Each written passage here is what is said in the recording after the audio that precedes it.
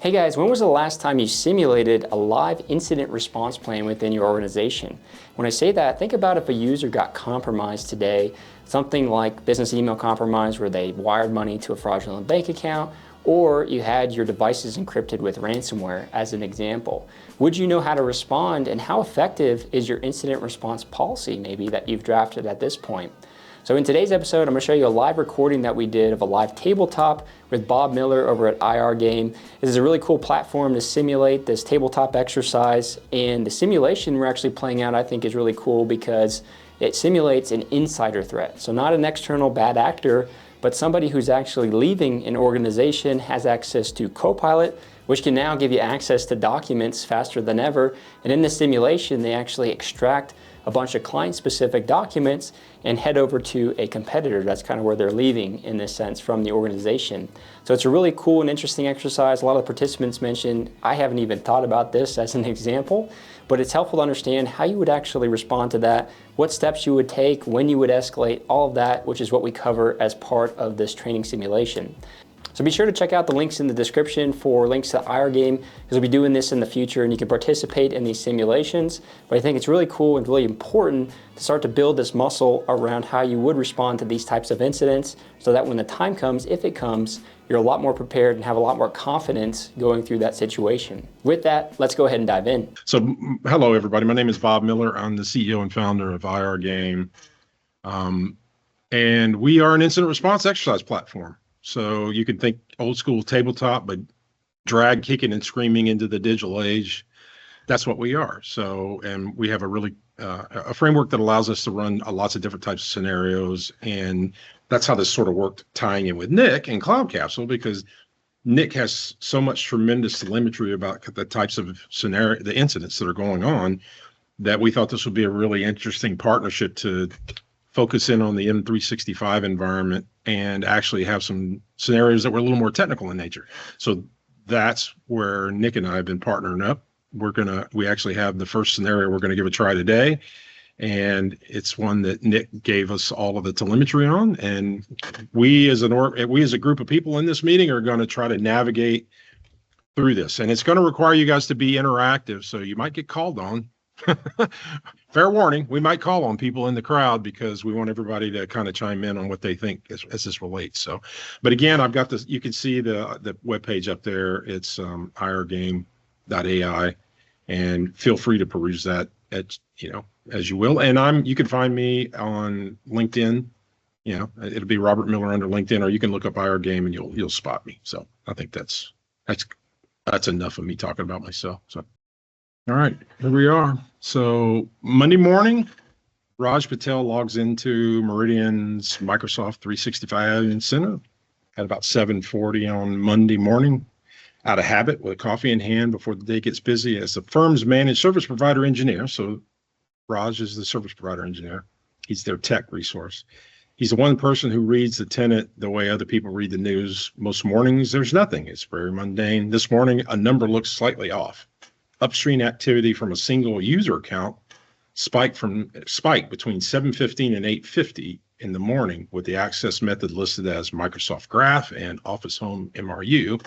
Nothing looks broken. Nothing fired an alert. Multi-factor authentication's on. Every login looked clean. Every file touched was one the user could already open. That's a lot of reading on a Monday, though. I think that is pretty clear that that's a pretty big volume. Raj says to himself, he makes a note to look closer after the stand-up meeting.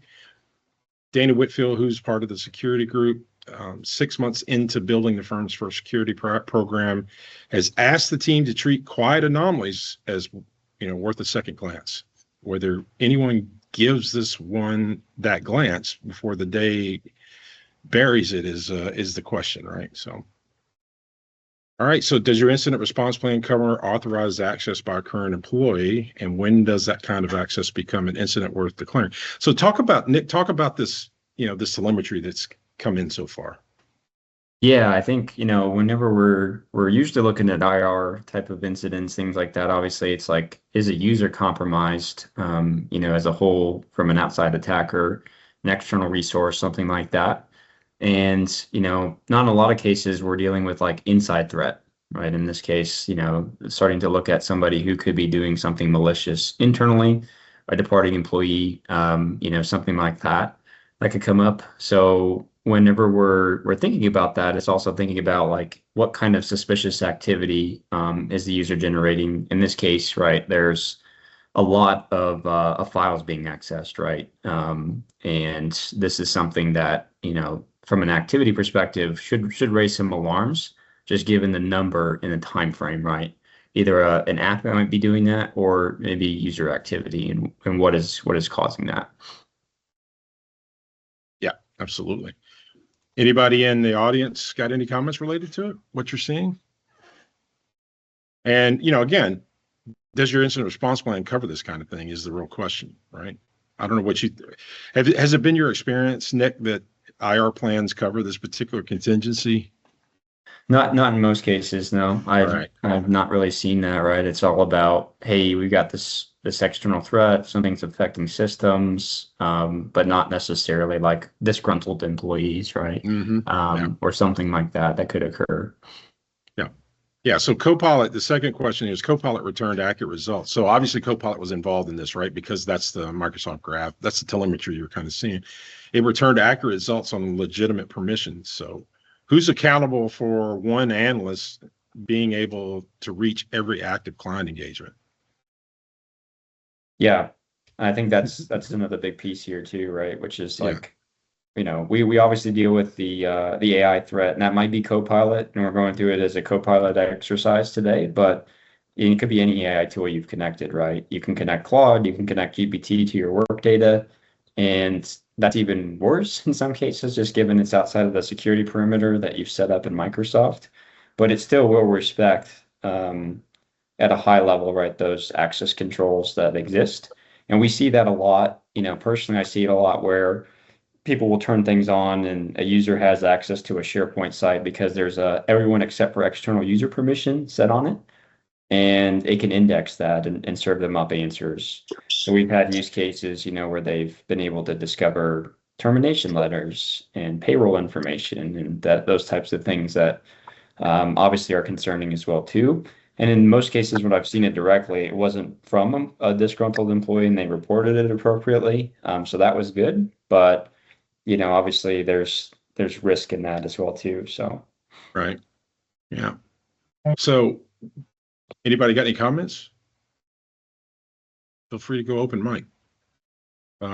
What would have had to be true about your Microsoft 360 environment for this session to be impossible, or at least visible when it happened?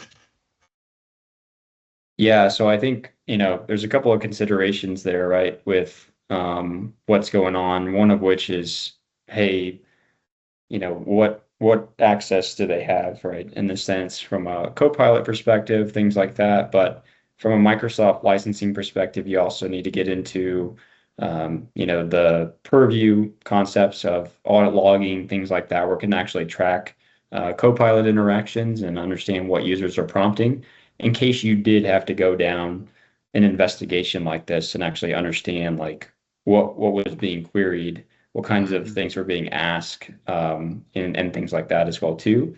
So I think there's a lot of questions that would come just from knowing just this little bit of information, right? Which is like, what's all the other metadata? He checked and saw that there was no suspicious sign-ins, everything looks clean, but what are the other properties about this, right? That user in particular, what other activities have they been performing? Where did they get this data, right? Is it on a corporate device?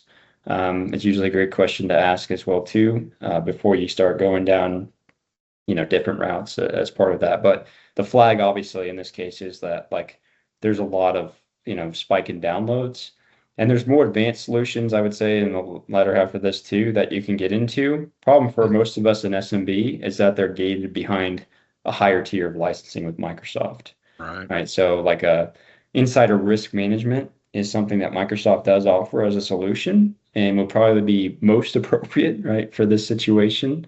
But it does require a Purview add-on, or it requires an E5 license, right? And so there's unique considerations with that, but I think it's worthy of considering now that data can be sourced faster than ever, right, from a Copilot or other AI tools that could be in existence in the org.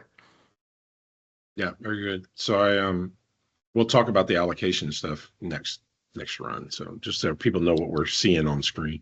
By early afternoon, the note that Raj had made is not alone anymore. The MSP's after-hour monitoring script flagged the same account overnight. More than 400 SharePoint file opens events for this one user between 7:15 and 8:50, all through Microsoft Graph. The alert landed in a ticket queue at 1:30 and has been sitting there unread for over 5 hours by the time Raj sees it. He traces the access to Jordan Sims, a senior financial analyst, and then sees the detail that changes his focus. This did not come from a Meridian machine, he tells Dana, the security person.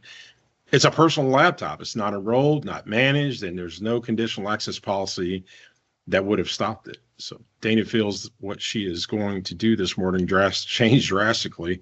400 files is not a misclick. A personal device is not an accident.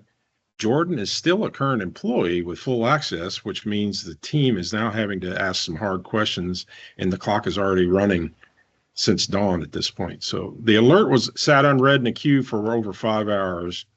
What does your escalation process look like for unusual unified audit log activity, and who owns that? Yeah, I think this one is really important. I would say like probably 99% of MSPs out there don't do this today, right? In the sense of like unified audit log activity for things that are suspicious in this way. There might be an alert that you've created for like mass download, because that's usually a high indicator of compromise in some cases versus like insider threat, things like that as well. But most MSPs and most environments that I go in and work with don't have any type of alerting set up for, these types of activities, or have the appropriate logging, right, to go in and do that. Yeah. And it could start with something like data loss prevention policies and understanding where those exist, but also having alerts that fire when things occur. There's things like Defender for Cloud Apps that can detect for the mass download activity that's not set up by default. In a lot of these cases as well too. So I think it should be part, and I'd love to hear your thoughts too, Bob, but should be part of like, your normal SOC team, or, who should be triaging these alerts as well to identify both sides of the threat. But curious to hear what you think there too. Well, no, I think even if you outsource your SOC, right, this is the kind of thing that you'd want them to, you would want to give them some guidance on monitoring, because, in general, they're probably not going to have it as standard default, right? But in this case, clearly it's important that that particular piece of telemetry be monitored. So even if you outsource your SOC, you can always ask them to include a rule in their SIM, to be able to at least flag anomalies as it relates to this, for sure, right? Which, by the way, kind of leads right into that second question as well, right? Since this is a personal machine and it was unmanaged device with no conditional access applied, what controls should have blocked it before it actually even started? Yeah, this is another one.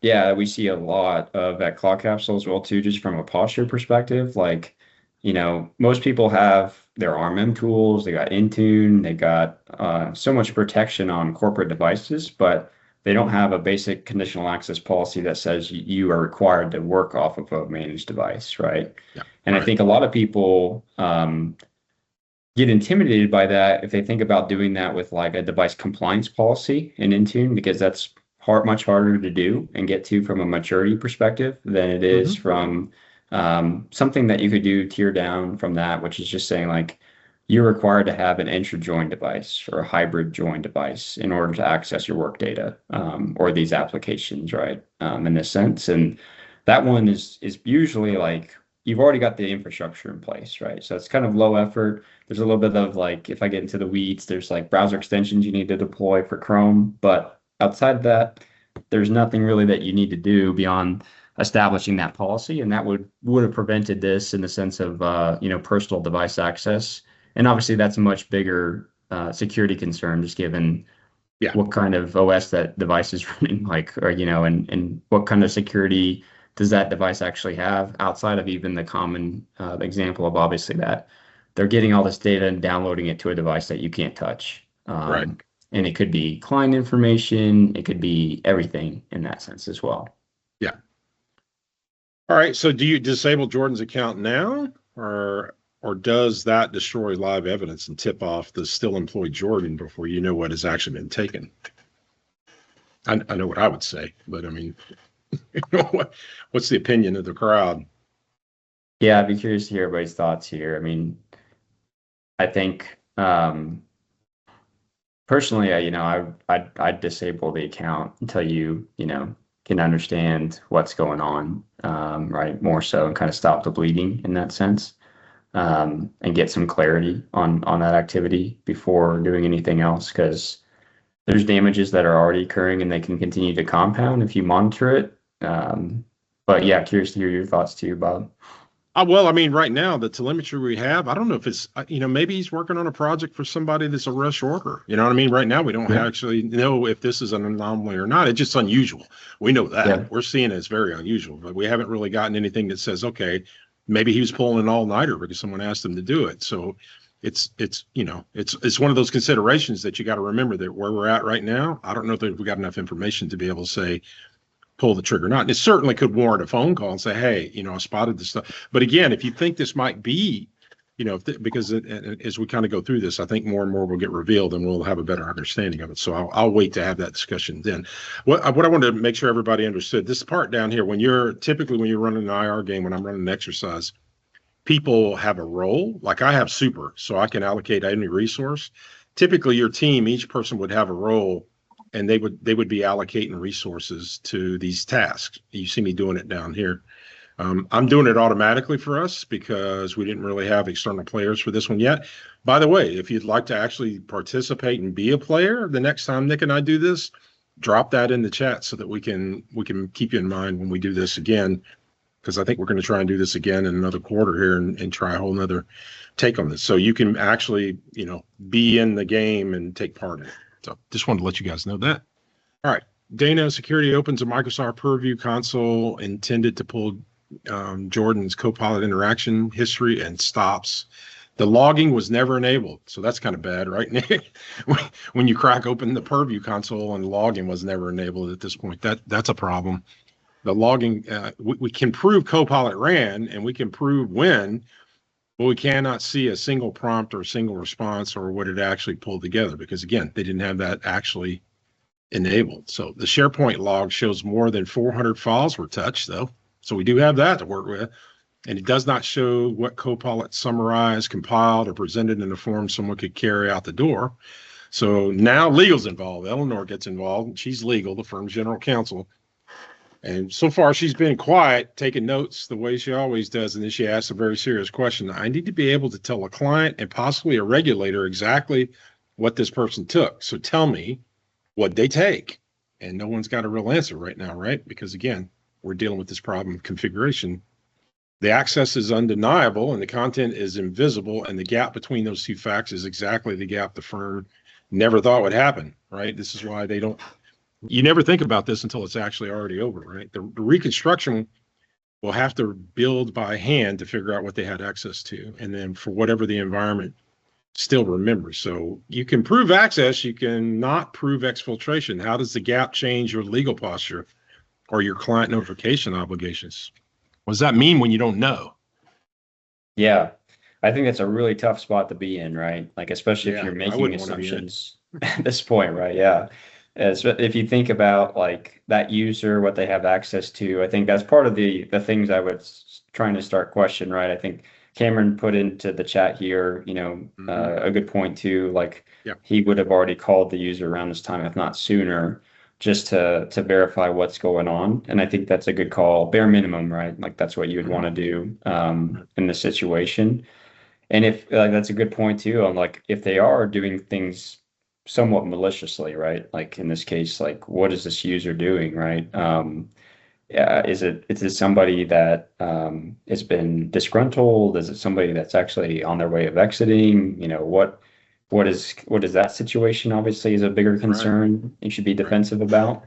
But then client notifications is like you don't actually know what's been exfiltrated yet. And so I think it's like you could put yourself in a really bad position if you started thinking about messaging, at this stage especially too, right? Before knowing the facts, and you're at least cataloging things right now. So if you did have to message later, you at least have a timeline that you could reference of, we discovered these things, we first got tipped off, we were doing these investigations, because you don't really have enough, in my opinion, right now to Mm-mm. warrant, your obligation to send something there. Yeah. Well, I mean, and everybody's kind of saying the same thing. Well, you could call them. Well, I mean, but they may not answer, right? If Yep. they're doing something that they don't want to, own up to. I would say making the attempt tells you something. You know what I mean? So I agree with that for sure. What would the enabling Copilot interaction logging in Microsoft Preview have given you that you don't have right now? If you're the person in this scenario, they don't have the log, so they don't know what they're looking at. So what, Nick, if they were to enable Copilot interaction logging, what would they get if that was in? Yeah, you'd be able to understand what the user was querying, to get those files, sourced to them. They could be saying like, give me all this client data, right? Things like that as well too. A couple of chats have been coming through. I just want to reference as well. Mhm. John mentioned a good point around, would you call the user or the user's manager first if you think there's potential of insider threat? And I think that's a good point, Yep. of you probably in that case like should contact their manager, just understand like if there's anything that wasn't communicated. I think a lot of us can resonate with like the company sometimes not reaching out to us when there's an offboarding event, Yeah. in some cases, right? Like a new employee's exiting and they haven't told us about it yet, or maybe it's happening in 3 weeks and they haven't talked to you yet because it's just happening later on, right? In that use case as well too. So with Purview, this is again where it's like a licensing gap where you would actually get Copilot interactions, Yeah. with the Purview Suite add-on or E5, right, or something like that. Yeah. But this would allow you to see more of that granular activity log data about, exactly what was returned, the types of documents. And if you combine that with DLP and other solutions, you can actually see if it's sensitive information that was being returned, which could Right. also be taking you back to the proactive end of, hey, there's a lot of information being shared here that's like client data, right? Or something like that. If you created custom info types for that as well too. Yeah, I agree. And a couple of comments are coming through. Now, this is the whole point of these types of exercises, by the way, because somebody mentioned, hey, we don't really have a good plan at our company for insider Mhm. threats. Well, that's the point, right? I mean, that is the point of going through an exercise like this, is to know that that's a gap and what to look for. What Nick is doing here is he's illustrating for this particular type of scenario, there are some proactive things you can do from a configuration standpoint that would allow you to avoid being in this exact situation that these people are in, which they can't actually tell what the hell's going on. All they can do is kind of react at this point. So that's exactly the right exercise. That's a great observation. Think about this in terms of your company as an audience member right now. Do you even know that you got a third party or an insider threat PC or incident response plan? Because if you don't right off the top of your head know that, you need to go ask some questions and make sure that you're talking about that right. So Yeah, go ahead.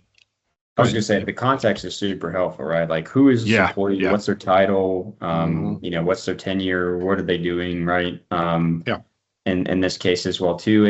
And Joy mentioned a good comment, right? Which is like you're not seeing anything right now in the sense of the sign-in logs being off or anything like that, but what's to rule out like that user's been compromised, right? Not an insider threat. Like you could make assumptions on both sides, but it's Right. probably important to identify. Like I think personally, I think we're geared towards thinking like they've been breached and this attacker's trying to get data out Yeah. instead of insider threat, because Right. it's less likely in some scenarios. But if you're, ruling out some of that because you've looked at the sign-in logs and everything looks healthy, they're still signing in from the same account, there's nothing else, other suspicious activity, then that's a big deal as well. And then Robert brought up a good point about DLP.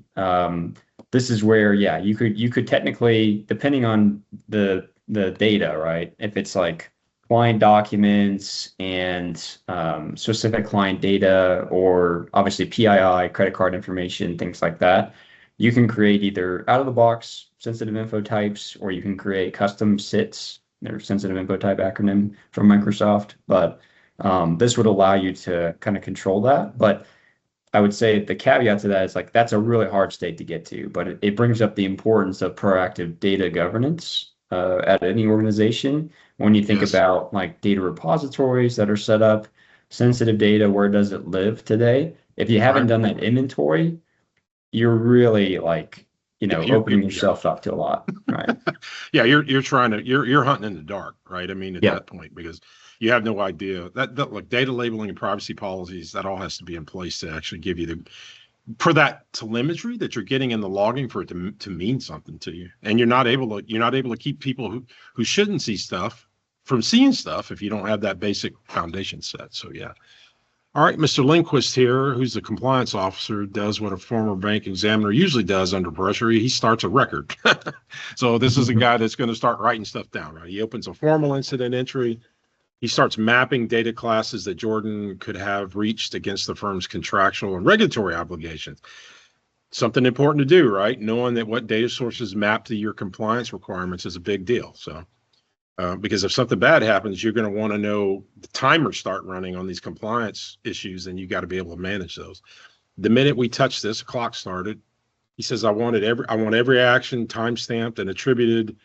Pat, who is the managing partner, knows these clients personally and wants to get ahead of it. This is not unusual, right? For people who are CEOs to want to get ahead of these things. We have no confirmation of so she wants to get up. If there's any chance that their data walked, I would rather call them myself than have them read about it, which is exactly what you'd expect someone in senior leadership to do. But legal said does not raise her voice. We have no confirmed exfiltration yet, Pat. So if you call a client today and the facts change tomorrow, we will have created a liability we cannot walk back easily, right? So now you may have waived something we needed. So the disagreement is the type of disagreement that's real, and neither of them's wrong from their perspective about what they value. The firm is discovering in real time that it never decided who wins this argument before the argument arrived, right? So now when you've got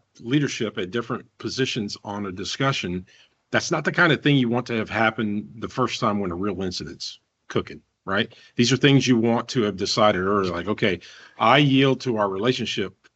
That's my primary goal as the CEO, is the relationship, versus legal might say, yeah, well, I hear you, but legally we open ourselves up to risk if we do that. The leadership team has to have made some of those decisions before you get to this point, right? So the executive wants to call the affected clients now, legal wants to wait. Who wins that argument? And is the rule written down somewhere, is what we were just talking about, right? It's important to have that discussion ahead of time. I don't know if you ever run into that, Nick, when you've been involved. I have seen it when we were helping people through incidents. It's something that really needs to have been vetted out, early. So. Yeah, I think so. I mean, it's like if we reach a state, and in this case, like I mentioned the purview stuff, but with Copilot interactions, but you can see technically in your unified audit log the actual documents, right? So you would actually be able to see the documents and what they were. So if there was a bunch of client data going out the door, then you'd be able to understand that, which will help you in this decision of communication, things like that. But in this context as well, like that user is still an employee, right? They just have had the data go to their personal device. So at this point, it's still decently containerized, if they were already exited, obviously, or if this was a breach, then that's a different story as well, too. And we haven't necessarily like determined that piece of Not it, yet. but Right. I think that's where you should have that predefined. It's like, if we reach this state, we think there's indicators. What does our decision tree look like, right? Is it, if there's these indicators, we immediately, in the best interest of our clients, give notice? Because I think that could bite you if it was just something that blows over, right? And if you did that every time there was a false positive, then you're going to lose a lot of trust with your clients as well, too. So. Yeah, so the second question here is important, right? Because once a formal incident is opened, right, when you actually make a record and you start doing a paper trail, then there's some obligations that come around with that. What are the obligations that get triggered when that happens, and who keeps every action timestamped correctly? Yeah. Well, and this is where, obviously there's a manual part of that you can do and analyze. There's some tooling in Microsoft that can automate some of this, right? From a perspective of like, there's everything from e-litigation or e-discovery holes, things like that, all the way into insider threat policies that actually will track a user out, going out and exiting a company. So I think the key takeaway here too for MSPs is also like you should probably be involved with exiting as early as possible, right? Like if you know that there's going to be a termination letter sent 3 weeks in advance, like I want to track that user's activity for 3 weeks, right? At least, right? If I can get ahead of it. And there's automation you can get behind that says, hey, this is the departing employee, watch all their activities and notify me if there's anything suspicious going on, right, as part of that as well too. So I think it's hard to do, but it's kind of a best effort approach. And you do have to have somebody designated in your IR definition, right? In your actual policy that says, hey, if I would scope up a whole section for obviously breaches, but then also insider threat types of investigation, because it's a little bit different of a work track, for you to go in and do. Yeah. Yeah. I mean, the thing that makes this pretty challenging up until this point is the fact that we're not exactly sure if it's bad or not yet. We're assuming they're kind of assuming this isn't good at this point, but we haven't actually confirmed anything yet, other than there were 400 files that were touched. That we've confirmed. Right. But again, is that if that from this business standpoint is outside of the norm across the board, then they're going to have a pretty good feeling that something's going on that they're not going to be, that's not going to be correct, right? This is wrong. So this is what single process gap let an authorized resignation become a multi-day exposure, authorized registration become a multi-day exposure, and whose job is to close it. So in this situation, if there is a gap here, and like Nick was talking about, it's knowing about this individual, finding out as quickly as possible about the individual who's involved to try and clarify the disposition of this, right? That's the big trick at this moment. I think so, yeah. And I think it's like, what does our communication look like with HR, right? Between like plans, exiting, and obviously abrupt exiting that can occur. And how do we make sure we have the least amount of risk exposure on both sides, knowing, that is that way. Or even on exiting, like we might just have somebody on a, PIP or, like they're just a disgruntled employee. We identify that. So they get put kind of on a list. And that seems a little bit like, brother, like big brother type of vibe in some cases to me. But I also think that it's like, you're just being protective, right? And they're not going to see anything, right? If you put them on a list that says like, this guy might be disgruntled and could do something, like we want to just monitor his activity a little bit closer. Right. It actually helps you as IT to come in and know that, because I can then personally, I would go in and tweak my policies to narrow down my focus into select groups or users, which really helps out with false positives, but also is a good communication path to have, right? Whenever these things are coming up. Yeah. By the way, I can't help myself. I have to always run down here and try to get some work accomplished at the bottom. If you're in an exercise, whoever is playing would be doing this work, but it's almost against my religion to let those things go without doing some work as part of the process. So Gwen, who's in HR, now we're getting HR. So here we go. HR director. She asks for a minute and closes the door. Okay. Anybody ever feel good about an HR person saying, hey, I got something to tell you, and then they close the door? I've never had, hey, congratulations, you're a winner. I never hear that when that happens. It's usually something bad. What she says kind of reframes the whole cost of every hour that's passed. Jordan did not just resign. So now we know Jordan resigned. So, and she tells the group, he told me they are joining a direct competitor. So Jordan's not only resigning, now it appears that HR was aware of the fact that he was going to a direct competitor, one that serves several of the same clients that we do. So now that puts a whole nother stripe on this, right? So the room is silent for a beat. And then Eleanor, of course, legal, starts speaking up. When were you going to tell us that, for Christ's sake, Gwen? Yeah. Gwen's answer is the entire problem. We do not have a policy for competitive departures. So this is a lack of an internal policy about when somebody's going to leave and gives a resignation and designates that they're going to a competitor. That's a process that needs to be handled different than, if somebody's resigning and going into a whole different field or a whole different company that's not competing. It did not occur to me that it was an IT matter. She just felt like it was a resignation. And she was going through the process of working that resignation. Obviously, it wasn't his last day yet, apparently, right? Because he still has access. Because that has not been deeper vision, which it may have been. We'll see how this goes going further. But so that exposure changed shape. There's no longer a careless data access event or some accident of any kind.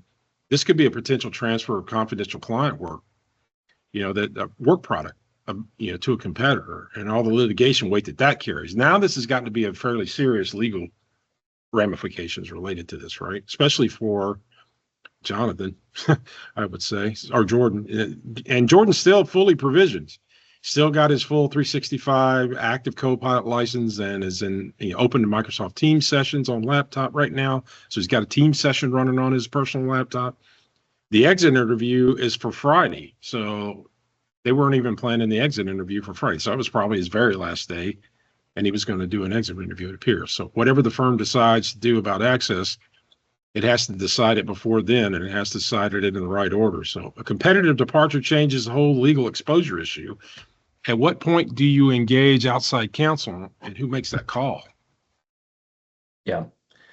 I think, this is obviously like a big red flag too, that it kind of transposes against like, what do you have legally, right, on the forefront of client onboard or user onboarding agreements, right, where they say like, do you have anything in that language legally that says anything about competitor, moving to a competitor, or obviously like data exfiltration is a much bigger legal concern, from that perspective of walking out the door with a lot of this information. But this is where, you have a lot of rightful cause to be concerned, obviously, but then you can kind of drill down into, okay, what files did they actually take, and start to build a legal case against it. And so I think you could combine the analysis of what you do already have access to, which is that we know there was a lot of data exfiltration to a personal device. We know some of the file names that were in there that there's PII for the customer or competitive information that we wouldn't want to have leaked. And what is our recourse for that, right? In that sense. So at this point, this is also where, like, if we haven't already done it, I would probably disable that user's account right at that point, because it's like, this is way too high of a risk for me to let them continue to do any other data exfiltration and make things worse, knowing this information. But I think, I'd be curious to hear what you think too, just on the outside counsel piece as well. Well, that's the tricky part, because an outside counsel may want to actually, because they weren't sure of exactly what had been exfiltrated yet, they just know access has occurred. Legal it would be not unusual for legal to say, well, I'm going to leave him there because I want to gather more telemetry about the extent of the extent of what's going on here, because at some point it becomes it's a civil case, right? I mean, at a minimum. So if you don't have a whole lot of telemetry at this point, they could make the command decision, say, no, leave him active and let's see what he does until his exit interview, right? So that we can get the right information in hand. So I don't know. I think it could go either way. Now, as far as engaging outside counsel, yes, that's a default. I would do that now, right off the bat. Why? Because data custody, chain of custody for data, really important in a situation like this that could result in a lawsuit. Also, client attorney privilege needs to be established for this whole conversation, because even though this is an insider threat, it is an incident. It does qualify as an incident, right? So, or at least an event that has a high probability of being an incident. So you don't want any communication that you got going on internally about what's going on. You don't want that to be discoverable by other attorneys that get involved in the process. And the way that you defeat that is by having client attorney privilege established. So that means getting your outside counsel involved. It's certainly at the point that something's not right. Once HR clears everybody up on what's going on, like he's going to a competitor, then you would definitely want to engage that outside counsel. By the way, another hint you may not realize, if you have an internal lawyer, which they do in this case, right? Because we're talking about legal being a part of this group. Your internal legal department cannot establish client attorney privilege unless they're giving you advice on how to deal with the incident. I didn't know this. This came through an IRGame that we played. By default, if you never ask that internal legal person a question about the incident specifically and get advice from them specifically, it doesn't trigger coverage automatically. In some states, they would say that's not attorney, that's just normal course of business. You were not actually asked advice.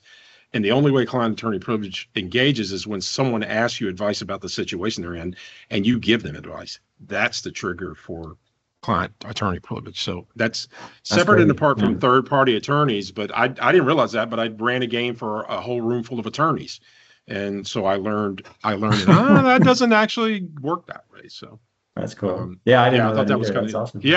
it's kind of a curveball, and it's not in all jurisdictions, but in this case, it counted, right? So HR knew about the competitive disclosure and did not escalate it because there was no policy. Where does each department responsibility end? I think this is a great question because you know what it tells you is that they've got a lot of departments that are working issues, but not doing it as a team, right? They're doing it in a silo basis. So it has to plug in, right? It absolutely needs to plug in across the board. Well, I think, yeah, it kind of comes back to like what was mentioned earlier too, is, you know, as early as possible, right? If we know we're going to terminate an employee, we have a termination letter drafted. That should be the point of which, you know, you're getting contacted in IT, not, hey, we need this person offboarded on Friday, and that's the form that they fill out or whatever the right, you know, existence of it is today. Which also brings up a point of like maybe they are filling out a form, but it's like part of that form is, hey, this is a disgruntled or, you know, employee that's going to a competitor or something that's highly concerning, and we need to monitor their activities more aggressively until they leave.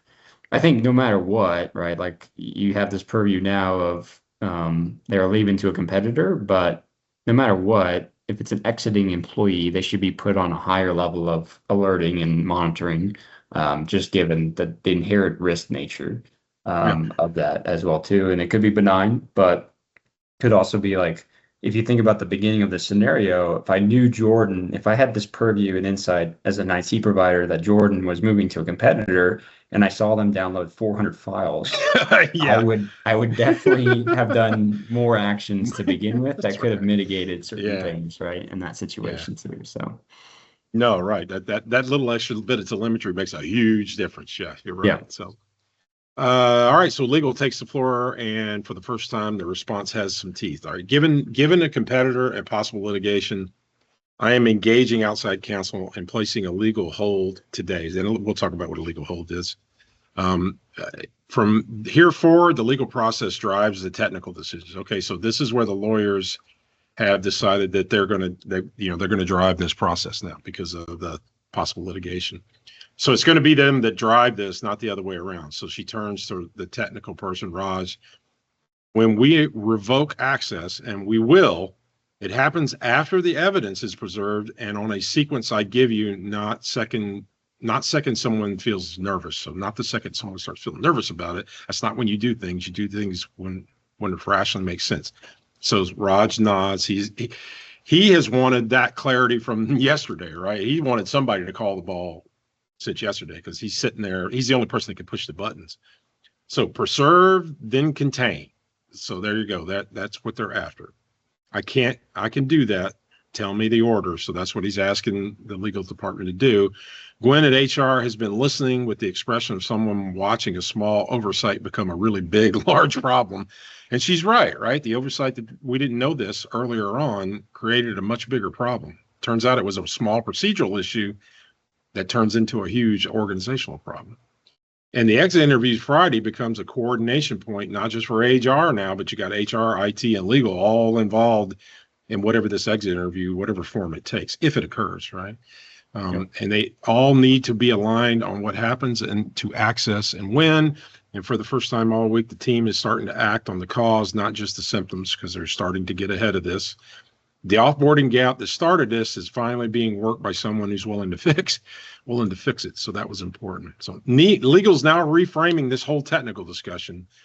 Who has the authority to enforce the order when a technical lead feels pressure to act first, right? Because you know how that feels, right, Nick? If you're the technical, you just did it a while ago. You said, I'd want to disable that damn thing right away, right? I mean, that's the gut instinct of us on the technical side. But from a business standpoint, during an incident, it may or may not take the back seat, right? So who in the organization really has the authority to enforce that order?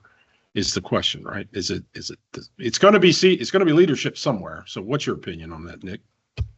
Yeah, I think, I mean, there has to be a sense of authority that you're moving from, and I think, you may as an IT admin or technical lead feel like, there's a lot more risk exposure, but if you're getting that direction from the top, I mean, that's ultimately their decision, right? In Right. that sense, and you kind of there has to be some sense of that, obviously, just to make this thing move forward in a progressive fashion. And Yeah.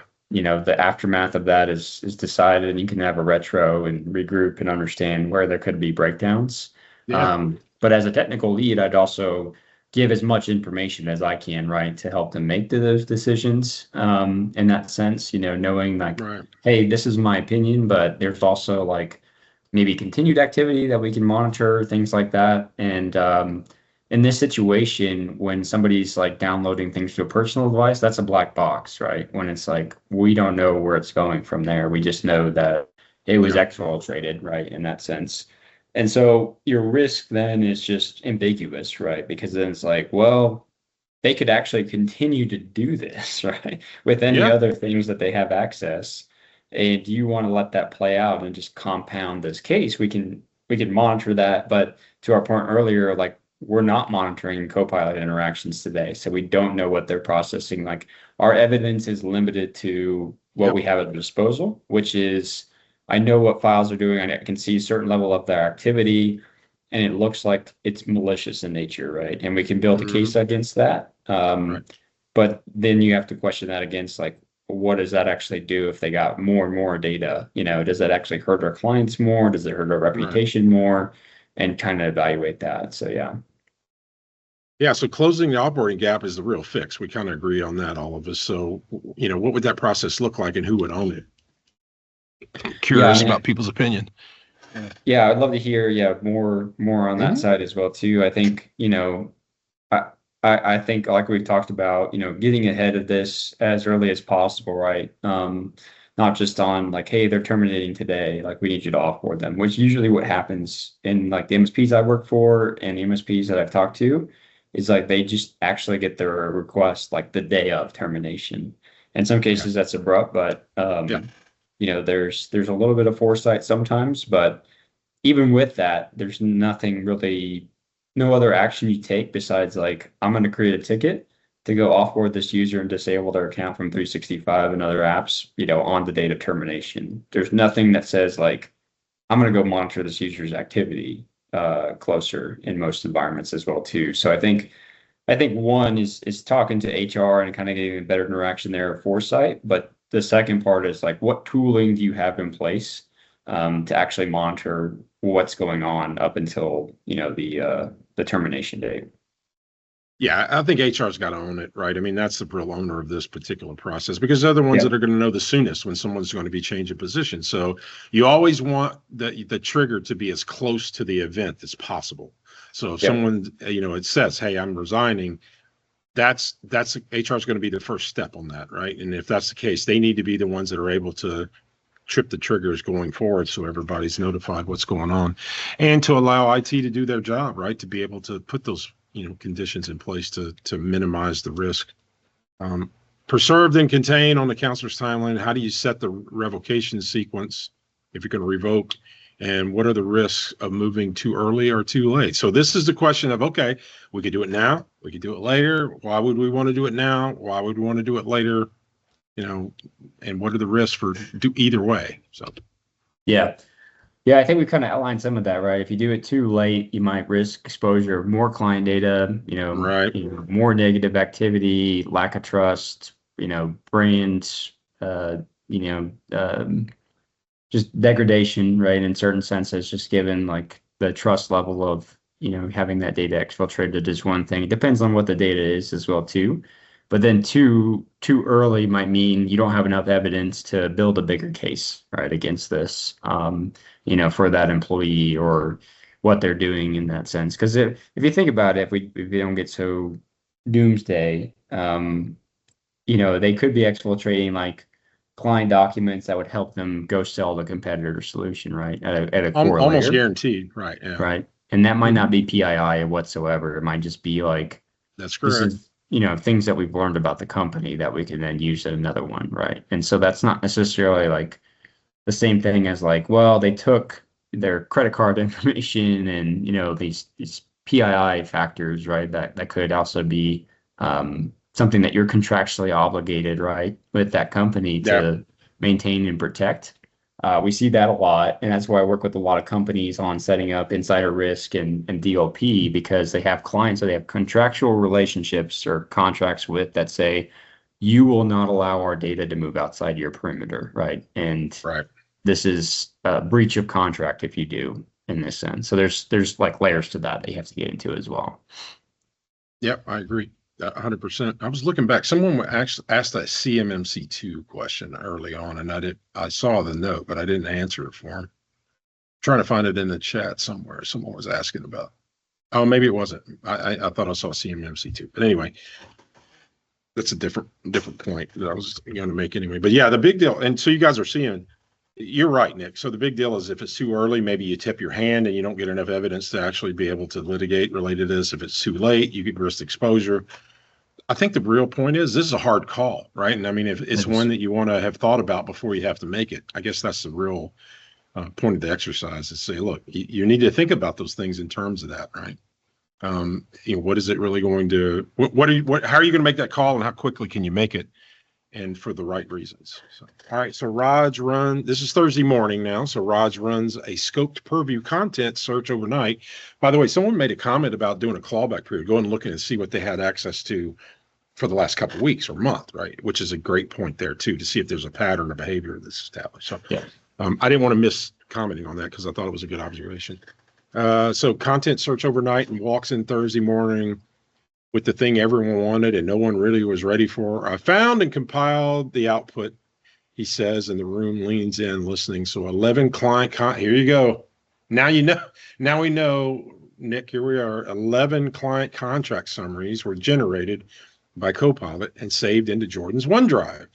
Turns out that 3 of those clients are under financial data confidentiality agreements, which is what you were pointing out too. One of the summaries contains compensation figures for the named individuals that are part of that organization. He pauses because it gets worse. And the OneDrive is still syncing to the personal laptop right now. He still has access. So the weak central theory that they could prove access but not exfiltration, which is what they were hoping for, that collapses because now you actually have physical evidence that shows that this data is being synced. And it's being synced through a OneDrive sync. So this is no longer a question that someone might have seen. Data is moving right now to a device the firm does not own and cannot reach. Dana hears the whole room go quiet around her, which you would expect, right? Because now this has gotten a lot more serious because you've got these contractual obligations. Every priority set yesterday has to be reordered against the new fact. The bleeding's not historical. We've still got bleeding going on right this second. So is it happening while they sit here to decide? Well, it's happening while they're sitting there trying to decide how to talk about it in general. So you have partial evidence of what was compiled and the OneDrive is syncing device you do not control. Does this meet your threshold to declare an incident? I think so personally. No, I think, Yeah. we reached a point here where it's like, we know the documents now, and this brings some light on like the severity and criticality of those documents. Yeah. And that's like, we're going outside of contractual breach of trust, but also highly sensitive information that would cause damage to a customer, in a third party. And so that's highly concerning, right, in that sense. And that's where, I would 100%, if you haven't already, declare an incident at this point. Yeah, 100%. I agree with you. 100. Yeah, I agree. So when do you gauge your insurance carrier in a situation like this? Because now if you're ready to claim it as an incident, does it make sense to contact your insurance carrier? Because obviously this could really result in some, especially when data's in the wind, or it looks like it could be in the wind about, about a company that is a customer of yours and is being taken to a competitor. And if there are contractual obligations for data privacy that you've got signed related to them, that means that the customer, if it's their data for that customer that's walking away, that now meets the requirement of having violated that compliance or that contractual agreement. for privacy, right? So when I'm going to go ahead and say it. Now's the time. Yeah. If you haven't done it so far, now's the time to really be thinking in terms of getting your insurance carrier. By the way, you'll notice it doesn't say cyber insurance carrier in this case, because it may not apply, right? Some cyber insurance policies do not take into account things like insider threats like this. You have to have your policy really looked at. Now, errors and omissions may apply, which is a different type of insurance. So that's why this doesn't specifically call out cyber insurance, even though it's happening across the network. That's just an infrastructure call, not a categorization. Because it's an insight. They're still employed at this point, so it's not going to fall into that cyber insurance bucket. But certainly by now, you should be triggering that discussion, because some money's going to get spent either defending or whatever, or prosecuting situation here. So that sync is active right now. What can you do in the next 10 minutes to stop that, and what are the risks of each option? So Nick, if someone was sitting there and say, okay, well, you need to put a plug in this like right now, what do you do? Well, a couple of things. I think, you could disable the user account, and that would disable like their active OneDrive sync, right? The fact that they could actually download to their physical PC is a different thing, where you could actually set up conditional access policies that we were talking about earlier that says like, hey, you can access this content, or you can only access it in the web-only view on non-compliant devices or non-managed devices, things like that. So that would kind of block a user from moving forward. Obviously, like disabling their account first and foremost would just be like, I would start there, because you're at least then preventing them from doing any further damage. That personal device, though, is something obviously that you don't have purview to. You can't wipe it, you can't reach into it or do anything from that standpoint. So you don't know what they've done with the data since they downloaded it locally, or what they've done with it on that personal device, because you have none of that telemetry, which is why it's also so important in the forefront to make sure that users are on managed devices where you can see all that activity first and foremost, in that sense. So that'd be where, and you talk about risk of each option. I think there's not a whole lot of risk at this point, right, to go ahead and do that, because it's like, well, Jordan's still an employee, but clearly they're doing something malicious, and you're going to tip them off, to our point earlier about like something's going wrong. I've been found out. But at this point, you have enough evidence that, warrants a case, and, warrants, risk mitigation at that point too. Yeah, I agree. So the 3 clients have confidentiality protections, and one summary holds name compensation data. How does that change who you got to notify and how quickly?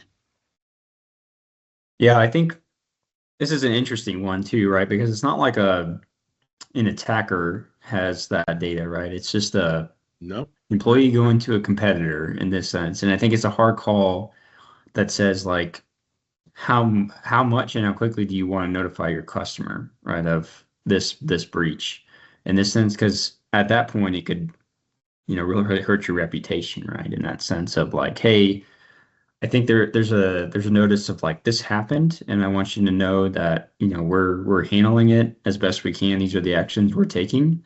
But I also would want to understand like the full picture, right? Like we haven't really resolved this yet either, right? In the sense, so there's gaps there that you won't be able to answer some questions potentially that come back from the customer, which kind of also puts you in a bad light. So I think I would pause on some of that communication just till I get more definitive on the actions we're taking next, to resolve it. But there's obviously disclosure that has to happen at a certain point. I'd love to hear your thoughts on that too, just at this state of the simulation as well. Well, yeah, I mean, look, you've got, I know that the people who have signed, that you have a contract with, who signed that confidential agreement, they're not going to care whether it's an insider or an external deal. If their data's in the wind, it's in the wind. So they're going to, I mean, they're rare. This is probably not Santa Claus that you made a deal with. So they're probably going to be very protective of the fact that, hey, that was my whole point. I don't really care if it was your guy or not. You needed to have security in place to keep somebody who shouldn't have that information from having it. And whether or not this particular individual had that scope of responsibility that would have included access to that data or not hasn't really been determined in this case. But the bottom line is they had access to it, and they did bring it onto their personal machine, which violates use policy probably for this company, which means it's in the wind, which ultimately you're not going to be able to sugarcoat that to those customers. You're going to have to make some sort of disclosure. To your point, Nick, you could make, until you've got all of the evidence collected, because you don't want to spook anything in the middle probably, but you do want to shut it off. They're going to get a hint of it then. But you don't, if you want to wait until you can actually verify that even though they took it, they still have it, or whatever you want to do in that case, then you're going to have to be very generic about your communication with your customers, which is the point you were making. But you don't really have a choice. At some point, you're going to have to, the clock's running. You know what I mean? Yep. You already know that something's happening. You can't unsee it. You know what I mean? So you gotta act on it. So Dana makes the decision that was required. We got to stop movement first. Everything else waits. So she put revoke the sessions and then refresh the tokens. To your point, Nick, that's what they're doing now. And they're using app protection to wipe the organization's data off the unmanaged device. They're at least going to make a run at it and see if they had an agent on there. They may, because that happens sometimes. Some people they have a BYOB policy, or BYOD. In this case, they probably won't be bring your own booze. They're probably thinking that term, but I'm talking about bring your own device. Yeah. And in this case, some companies have bring your own device. And if, in order to do that, sometimes they'll make you put a client on there so that it can at least be minimally managed, from a central point. So they just don't know if they've got that option or not. But certainly the person in charge of security wants to make a run at it. So that's what's going to happen. Document every action where you go. Raj is already in the console. He's killing the tokens while we talk. A device wipe, I can attempt it through the protection policy, but he can't promise that it lands on the hardware that they don't control, right? Because you just don't know how much of that's been incorporated into the command control of that unit. So the compliance Marcus there is on the phone already. I'm declaring this an incident and calling the carrier inside the policy window. By the way, if you don't know this, there are policy windows that if something goes down, there is a number of hours that you have to report this to your carrier. That's called the reporting window. And if you're outside that reporting window, then your claim's going to get denied, almost guaranteed, because they're always looking for reasons to deny it. So just be aware that when you formally declare an incident, a timer starts running immediately. So you got to be aware of what your constraints are related to that. Late notice. So he's basically I'm declaring this to get inside of that window. Late notice is how firms lose coverage, and we ain't about to do that. So Eleanor, who's in legal, and Thomas, who's in marketing, they step aside to write the message. They're writing a message, right? They're writing a message that they can report to both clients and/or internally, however they're doing it. So right now we got 3 confidentiality protected clients. When we reach out to it, it needs to be in my language. Remember, this is a managing partner. It needs to be in my language and is accurate about what we know and what we are still confirming. To your point, Nick, what you can say and when to say, minimize that to only what's necessary for the task. Tomas, is the former journalist. He nods, even though he's against his instinct to move fast. So in other words, you're going to have people in your team who want to move quickly, whereas legal and/or other people are going to want to make that a measured response. So there's going to be this internal tension when an incident's going on about natural instincts to go move quicker in some cases than what the team needs to decide priority-wise about how that needs to go down. By the way, that's the reason you do exercises, is to make sure that everybody knows that that's the rule, not the exception, right? So late notice is a common way to forfeit coverage. Who owns a carrier relationship, and what's the policy? What's your policy's notification window? So this is if like I know for ours, because we're not, IRGame in this case, we don't really have PI or any really intense information about anybody, so we're in a good position. But I also know that I have 72 hours to report something if it does go on. So, and even my policy. So everybody needs to know that regardless. By the way, tip from your Uncle Bob, never store your cyber insurance policy on your network. Always keep it out of band, off your network, because that's one of the first things they're going to go looking for on your network. If somebody bad's getting in there, is trying to find your insurance policy. If you're going to leave it on there, edit the document and lower your deductibles and everything down to some really tiny numbers. So if they actually do find it, they go, these guys don't have enough money to even be worth hijacking. So you can leave that on your network. That'll work just fine. But don't leave your normal policy on your network. So Nice. just a Good tip. Yeah. Before a council-approved notice goes to the 3 clients, what must be true about your evidence, and who approves the language? What do you think, Nick? What needs to be true about the evidence in this situation? I mean, I think it has to be tight, right? In the sense of like the succinctness of it. It's got to be more high level than giving like everything in the weeds. It's always generally, best practice, right? Because then you open yourself up to more exposure. If you're like, well, he did this at this timestamp, and then this, and then this, and then this, then it's like you really get subjective there as far as like how they could pick you apart, legally speaking, and financially speaking.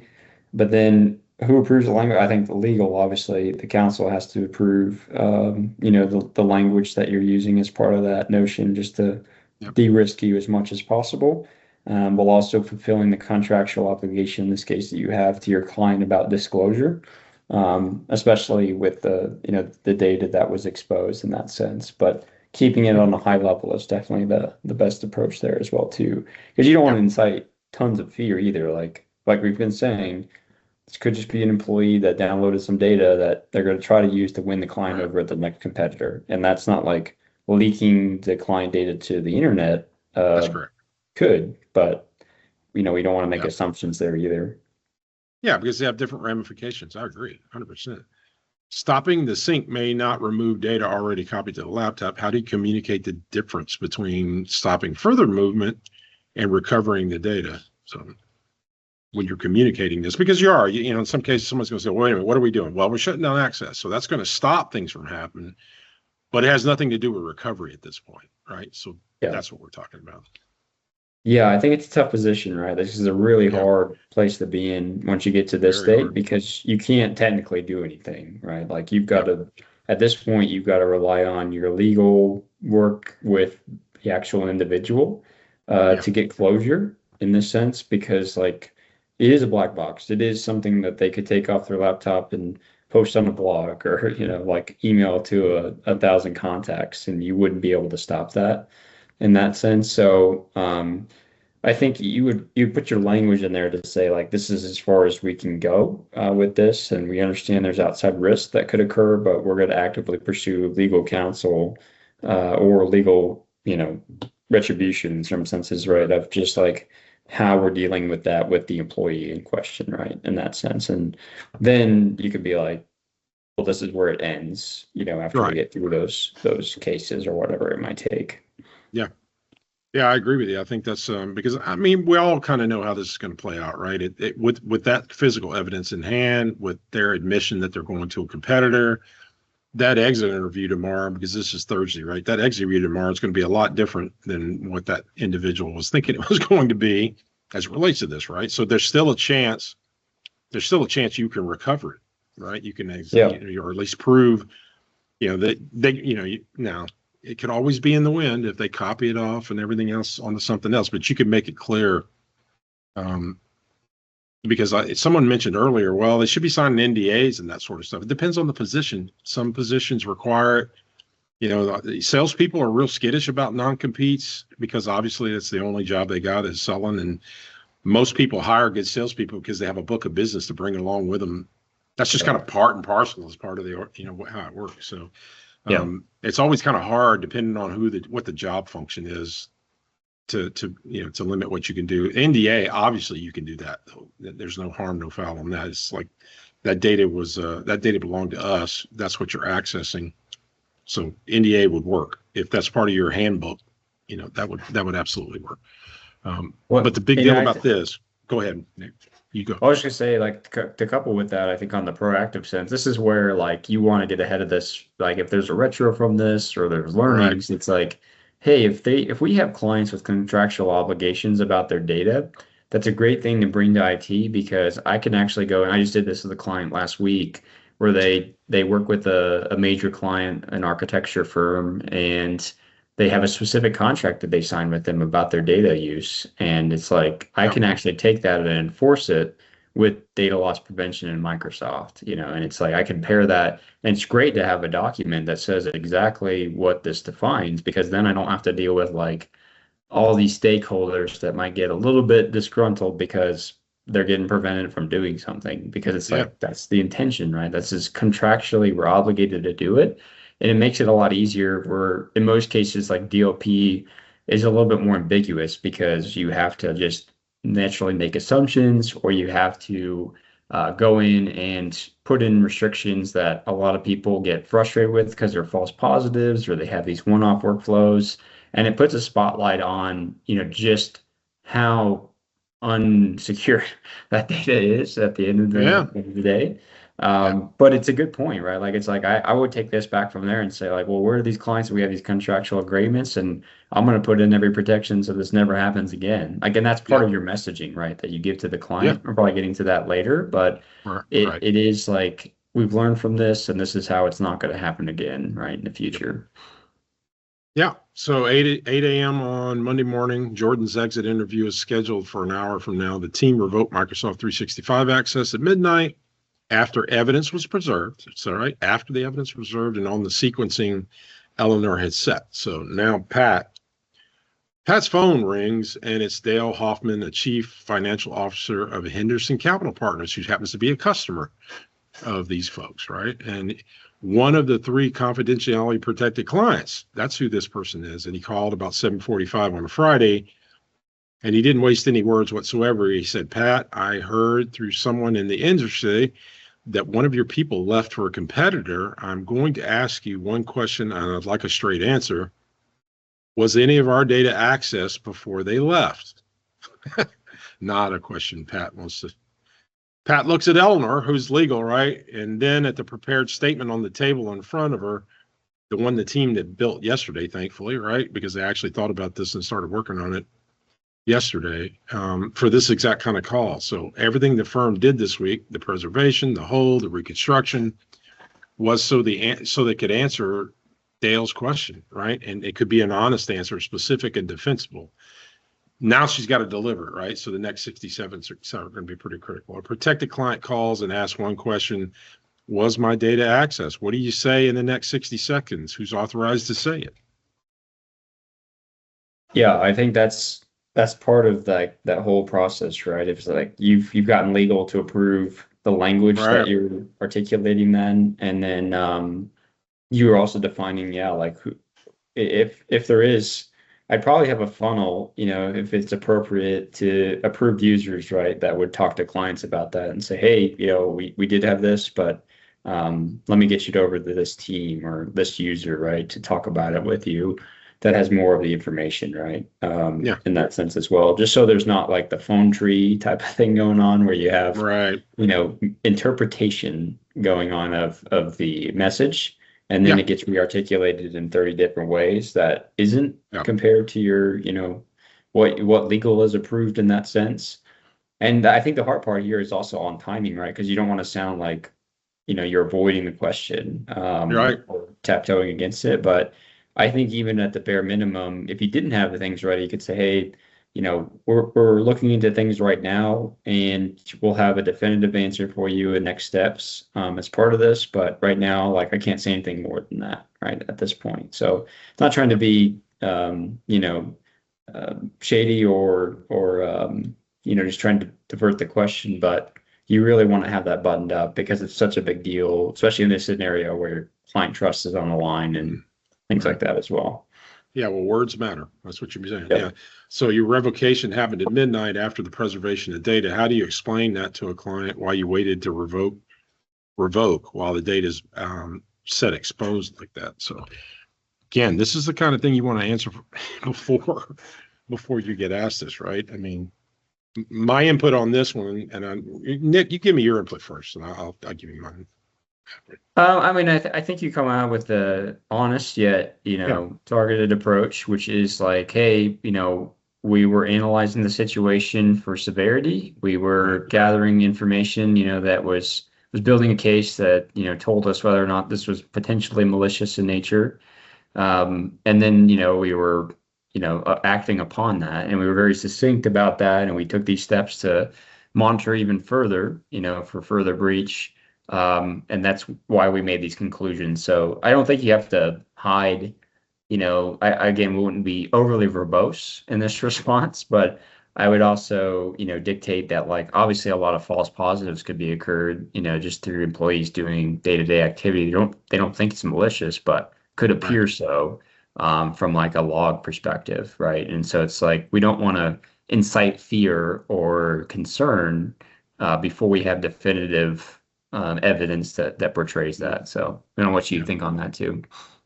No, I'm with you. I think that's what you do. You just have to give them, you give them the facts that are related to it. The bottom line is you had to verify that something is actually, something that occurred, and you weren't able to do that until that point. So you were, like you said, you were busy in the investigation, and this was a step that was required to be able to gather the evidence you needed to be able to prosecute this going forward. So I think that's the simplest, straightforward answer, like you were talking about.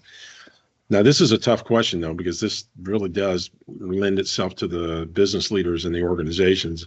Which client relationships are you prepared to lose when you tell them the truth? Because, despite all of your efforts, and everything that you've done to try and mitigate this, some of them are going to react adversely to the situation, and you are more than likely to lose some of them, right? And then who's going to make that decision about when honesty outranks retention, because there's always going to be that tension inside of an organization about retaining revenue versus being forthright with the information. Yeah, I think that's probably the hardest thing, right, of this whole situation, right? It's like you're trying to weigh this, and you're not trying to incite this fear, right, or like damage, to your point on the relationship piece of it, but you also, if it is a good relationship, you should have these open lines of communication. I think it's kind of a core principle.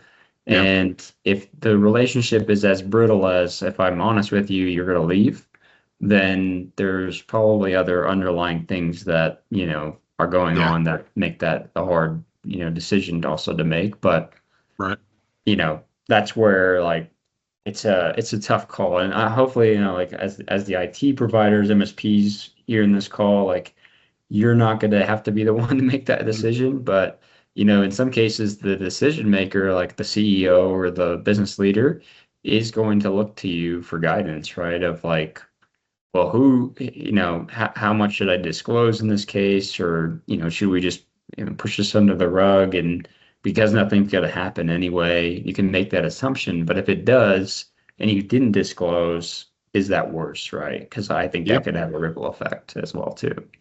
I'm almost guaranteed. Really, when you get right down to it, it's almost guaranteed. So that's, but again, the reason exercising like this matters, right? Looking at scenarios like this matters is because that's not necessarily something that you would have got asked, it's just not something most people think is a question that you're going to have to be asked. But obviously it makes sense in this scenario that that's going to happen, because you had something to occur here. It was an incident, and you've got some people that have contractual obligations with you to maintain that privacy of that data, and it got in the wind. Now, to what extent, we can argue that debate later, right? But if the client feels like it's outside of your control, then that's what it is. And now, right now, it's Friday morning, and the exit interview has to occur yet, so it's still technically sort of in your control. So we'll see how it progresses this afternoon, right? So the afternoon, the firm is no longer just reacting. Security lays the evidence package on the table, the unified audit log export, the intra sign-ins and device records, the recovered Copilot summaries, the chain of custody documentation, the incident timeline, every action timestamped and attributed. This is what we can defend, she says. It is also a list of everything we wish we had before Monday, right? So Marcus reads the root cause aloud, so everyone can't it says here anyone can't soften it later, right? But this is really important, that you gotta, when you find flaws, that you face those flaws and you don't sugarcoat them and let them just leave your immediate memory, your short-term memory right after that. You need to follow through on these things. So what he read was, we had no offboarding notification that occurred. HR didn't notify IT about it. No sensitivity labels. Obviously, that was the case because this person had much broader access than they needed to. No conditional access on Copilot. That wasn't set up, obviously, because Copilot was used to span a great many data sources to be able to pull all that together, which means broad access. No interaction logging as it relates to Copilot. Jordan never broke in. He didn't break in. We left every door propped open and never watched the hallway. So that's when legal basically closes the notebook and said the response is sound. We did respond. The posture that made the response necessary is the thing that we need to fix. So all of those things that were just outlined are the gaps that have to be fixed. Pat looks around the table with the leadership group that spent a week learning something about its own firm it could not have learned any other way. Dana feels like there were probably other ways that they could learn these lessons before actually going through it. And that's always going to be an observation, right? I mean, people who are proactive that says, hey, if we'd been drilling on this, we may never got ourselves in this situation, right? We would have discovered these gaps ahead of time. Whereas the other people will go, oh, well, we had to have it happen so we could learn. There's always going to be those two perspectives, right? So Pat says, before anyone leaves the room, we answer 4 questions honestly as a firm we actually are today. What do you think the impact of this organization would be? If you're your organization out there, what kind of impact would it have on your organization if you went through this? So think about what you just went through. Nick's made it clear. A lot of this is a lack of understanding of how configurations really need to be enabled and policies need to be applied inside of your 365 environment. So what does that mean? That means there's a high probability that this could occur because not very many people know how to actually configure in 365 to fill these holes, right? So anybody got any feedback about how their organization would have fared if something like this happened to them? It's a good question. So does your plan, people out there in the audience, does your plan cover something like this? Or did you discover any gaps? I think that's a better question. Going through this exercise, are there things you're going to take away that you learned from this? That's the real question. Yeah, I think it's like, are you prepared for, this situation of an insider that's left the organization, right? And that situation, can you respond to it appropriately? I think the posture gaps are definitely there across the board, but I also think it's like communication gaps, right? Like when we talk about HR notifying somebody, this late in the process, then it's like, well, that's probably a big organizational takeaway of how we could get proactive on 2 angles, but they're going to your point earlier, they're going to be the closest that we have into any insider information about disgruntled employees, or obviously leave notices and things that we would want to monitor heavily that could have prevented this, or bare minimum, allowed us to get a lot more data up front to try to either mitigate it or have a better case to stand on, with the information that's there, right? Obviously, you want to get to the proactive prevention sense, and I think you can do that in this situation especially, but it does require a lot of that planning that you had as well there too. So, yeah. So what do we feel like they could have done differently? I think the list is long and distinguished of the things they could have done and we could do it differently, right? Yeah, I mean, I think there's some low-hanging fruit, right? Right. That's there, like personal device access, right? It's a common example, or the communication gap, obviously, of just like knowing this employee is going to be terminated, things like that. But then I think doing things differently is also taking a look at what data exposure looks like. At a macro level, if I zoom out of this, I would ask myself questions around like, what levels of access do people have to client documentation and sensitive information, and do we understand that that's protected, right? First and foremost, to our point on, if I have a client that has contractual relationships with me about their data, how am I effectively enforcing that? Is this the best effort right now, or is it actually technically enforced? And can I get into that, right? As part of that as well too. So there's a lot of different solutions. Some people are mentioning them in the chat, right, too, right? Like UIOD policies or data security posture management, DSPM, conditional access, right? So there's stages that you can go through from a technical perspective to do this differently.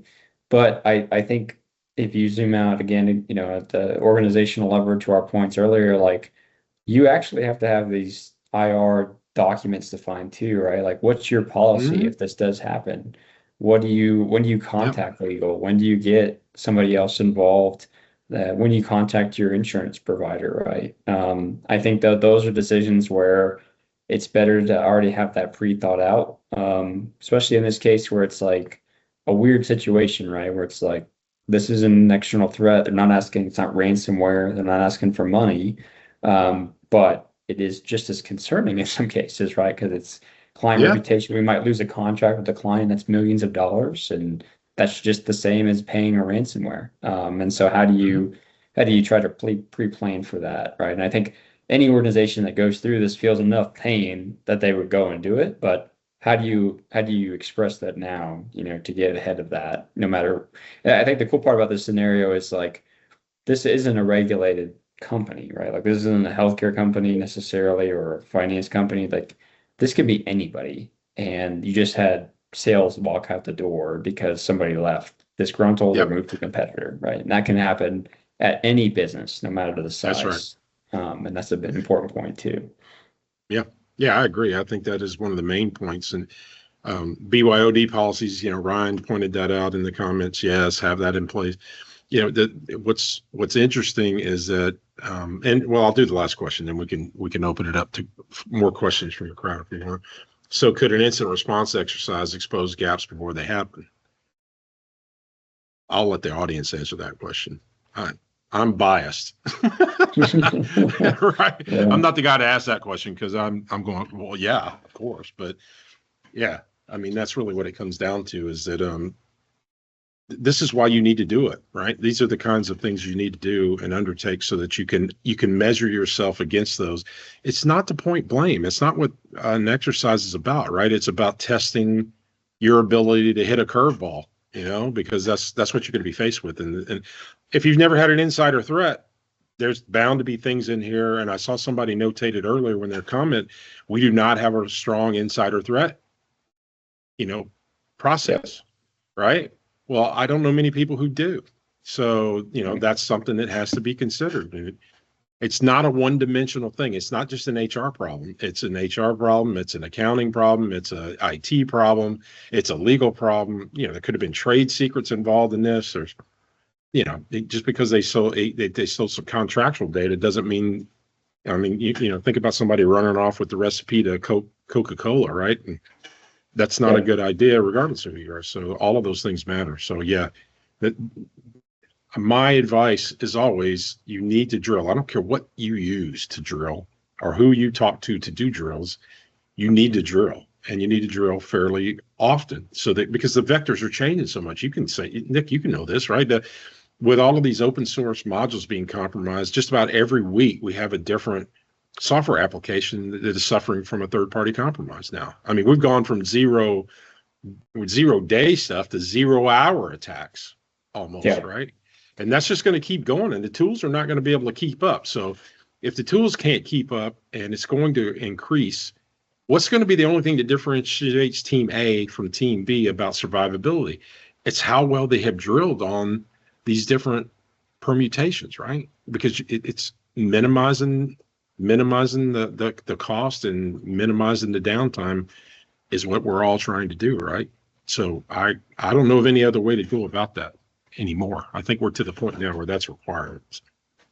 Well, and I think, yeah, like this whole example that we're using with Copilot is a Yeah. great, other, positioning Mhm. point that we haven't had to deal with before, where it's like it's easier than ever to source Yeah. documents that you would Right. want and serve up to you. And then it's like even thinking at a micro layer, like how do you handle an incident where somebody found a document they shouldn't have access to, right? And Right. they may be reporting to you in a very much like approved channel, like, hey, I found everybody's payroll through Copilot, like Right. it was in this file. Like, how do you respond to that, right? Like, how do you Hmm. then go and lock things down or do an evaluation for that that's appropriate as part of that? But the same thing is true here with like, it could be malicious. Like, attackers now more than ever have so many tools for social engineering, or if they compromise an account, they could literally just go to Copilot and find banking information and their top clients and all this stuff that user has access to faster than they ever could have before. And so there's that piece of it, and there's incidents that you got to plan for that relate to that piece as well. But I think ultimately, right, no matter who you are and all the MSPs and IT providers out there, it's like you're not fear mongering by going to a client and saying, hey, like, here's a story, right, of an incident we just deal with last week about this insider threat. You could, somewhat fabricate that piece of it. I don't think that's unethical, but it's a real life situation that's happening today. And then just saying, like, we really want to protect you for this, right? Like, and we want to get ahead of this if this happens to your environment. And these are the reasons why we want to put these protections into place, right? That might cause business change or, disruption in some cases, but like they are very important for this type of activity, right? And it's a big deal. And I worked with a company a couple of weeks ago, and they're an architecture firm. They build a lot of CAD documents that are for government organizations. And they had people, we turned on insider risk policies in simulation mode, and we found a couple of employees that copied all these CAD files to their USB drive, and walked out the door with them. And so that's like, it's a big deal, right? For That them is a very big deal. And it's like that's the kind of situations that you run into on the average organization, or if it's regulated, whatever it might be. But those are situations where obviously, like, you want to know that, but you also want to be prepared for what action do you take right after you find that out, like what we walked through today as well. Right. Yeah, I've started calling these AI smash and grabs, right? Because, used to, it would take forever to find all of the files and file servers and, understand the network enough to be able to run around and find all that stuff. Now all you got to do is get into a promiscuous, LLM and do a decent job of prompting, and in 20 minutes, you're going to do what used to take days or weeks to kind of do the, all of the work, the grunt work to even find where it was at and everything. So to me, this is what I call a smash and grab. They could just jump in, prompt the hell out of a promiscuous LLM. Hell, they can even tell it to write a PowerShell script to send it out to an email address, a random email address that they got. I mean, you can just do that and drop it, and you're gone in, an hour as opposed to days anymore. So that changes the scale and the scope and the velocity at which we got to be able to determine these things. So having, to your point, Nick, and Cloud Capsule's point, having that environment configured correctly and monitoring correctly is hypercritical today versus what it was even 2 years ago before AI was just in everything, right? So it's made it more imperative that not only do you have the tools that can at least be configured correctly to give you the telemetry, but then also know how to react to that telemetry in a timely manner, because it's just going to happen more and more often. So I think this is going to be a great scenario going forward for insider threat, because I don't think many people have ever really addressed that. But the fact that it combines, Copilot with broad authority and that sort of deal, I think it touches on a lot of nerves. So I thought it was a really great scenario that you came up with that we could, put into action. So any questions out there, let us know. Yeah, this is great. Love the IRGame format, just because it's so much like needed, in the sense that you'd much rather do this and be prepared than going through the incident and feeling the dread of like, oh, I've never thought about this before, right? Never done the mental model of what this could look like for this organization, and that's a big deal.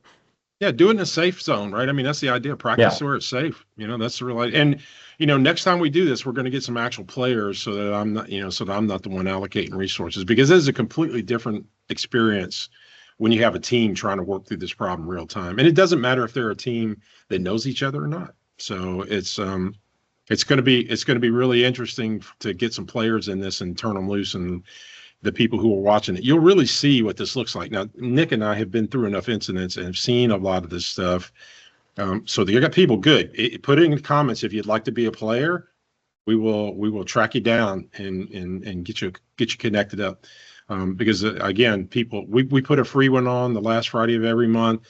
Anybody can sign up for it at IRGame.ai. But Nick and I are going to continue to do this, and we'd really like to see some players play this so that they could, because the human interaction between the individuals involved, Nick and I can say it and it sounds easy when we say it.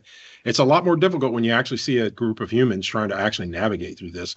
And that's closer to what you're going to be up against when you're actually dealing with this type of an incident. So, we want to do that. And, as we go forward, but would love to get people who are, who are interested in playing it and getting involved in it, because I think you'll be helping everybody understand the gravity of what we're saying. It sounds really easy coming out of Nick and Mai's mouth, like, oh, all you got to do is this.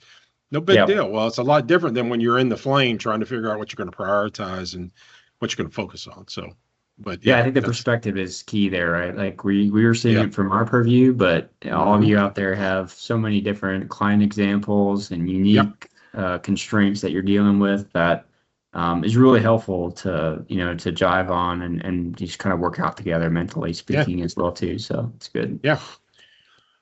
Well, Nick, I mean, I enjoyed the heck out of this. You know what I This is mean? great, This is kind of, we've been talking about doing something forever, but I think this is really going to be something that we can sink our teeth into, especially focusing on M365 and all of that ecosystem and really staying focused on that, because I think it's something that people need to understand, that there are ways to keep from being in this situation. But if you are in this situation, the thing that helps is that you have a way to deal with it. You have an idea of what you're going to have to do to actually deal with it. So I think it's a great, I love the combination of Cloud Capsule and you and IRGame, because I think we're going to be able to help a lot of people be smarter about this and save them a lot of angst and, because going through an incident is not even remotely fun, not at all. So I would encourage everybody to document the gaps that you found today, because if there are things in your organization that you think you need to go back and have a conversation with, be sure and document those. And if you will, let Nick and I know that there's some things that that you did, that you took away from this and actually went back and had a conversation. We'd love to hear that.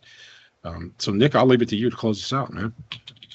Yeah, no, just reiterate. I love this. This was great. I love the situation. I mean, I think could happen in any environment, right? I think that's the key point, is like it's actually something that could happen to any business any day, that you guys should be prepared for. And I think if not, we'll try to do these at bare minimum quarterly, but I think just given the dialogue here and the interest in being a player, like I think we could drive up a lot of activity for a lot of these different incidents, insider threat, but also all the things Microsoft that I see daily, from BEC to token theft to all kinds of other incidents that occur. So this was a lot of fun. Hey, by the way, if you're waiting on me, you're backing up. I'm open for more than just once a quarter. So you can't, it's hard to get me to shut up about it. So I'm way more interested in it. So yeah, whatever we want to do, I'm in. So nice. Cool. Awesome. All right. All right, guys. I appreciate your time, and we'll see you guys in the next one.